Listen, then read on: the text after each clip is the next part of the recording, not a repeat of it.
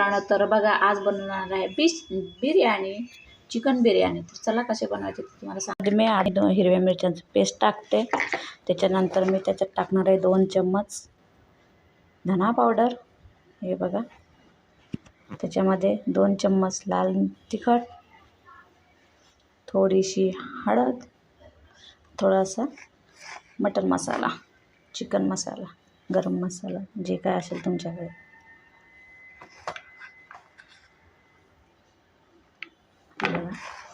आणि त्याच्यानंतर टाकणार आहे त्याच्यामध्ये टाकणार आहे मी दही, बघा दही, मीठ। चांगलं असं मॅरिनेट करण्यासाठी ठेवायचं। तर चांगला चौकोन मसाला लागला पाहिजे, तर हाताने चांगल्या प्रकारे मिक्स करून घेऊया। बघा चांगल्या प्रकारे आपलं चिकन हे असं चांगलं झाले मेल्ट। याला आता आपण फ्रीजमध्ये थोडं मॅरिनेट होण्यासाठी ठेवून देऊया। ते मी 4 वाट्या तांदूळ घेते। अर्धा किलो चिकन आहे तर त्याला अर्धा किलो तांदूळ घेते, तुम्ही जास्त सुद्धा घेऊ शकता। बघा मी 4 वाट्या तांदूळ घेते आणि ते भिजत ठेवते अर्धा 1 तास।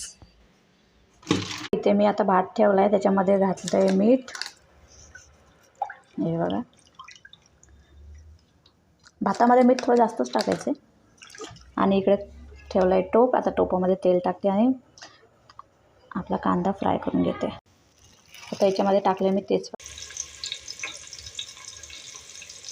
इथे तेल तापत ठेवले आणि तेलामध्ये स्लाइस केलेला कांदा घातला आहे। आता हा कांदा आपल्याला चांगला लालसर होईपर्यंत, कडक क्रिस्पी होईपर्यंत परतून घ्यायचा। आणि इथे मी बघा याच्यामध्ये टाकले 2 हिरव्या मिरच्या, तेजपत्ता, पुदिन्याचे पानं, कोथिंबीर आणि चहा, जिरं, दालचिनी, जे जे खडे मसाले असतील ते सगळे टाकायचे आणि मीठ आणि थोडंसं तेल टाकून आता हे आपण उकळायला ठेवत आहे। प्रकारे आपला कांदा झालेला आहे। आता त्याच्यामध्ये मी पेस्ट टाकली, अद्रक, आपलं टमाटर आणि कांद्याची प्युरी करून घेतली, ती टाकले।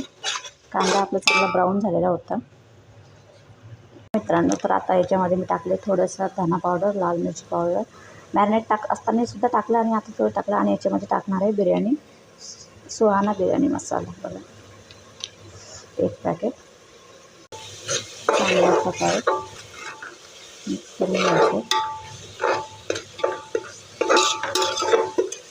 त्याच्यामध्ये टाकणार आहे आपण मॅरिनेट झालेलं चिकन। अशा प्रकारे आपली बिर्याणी तयार।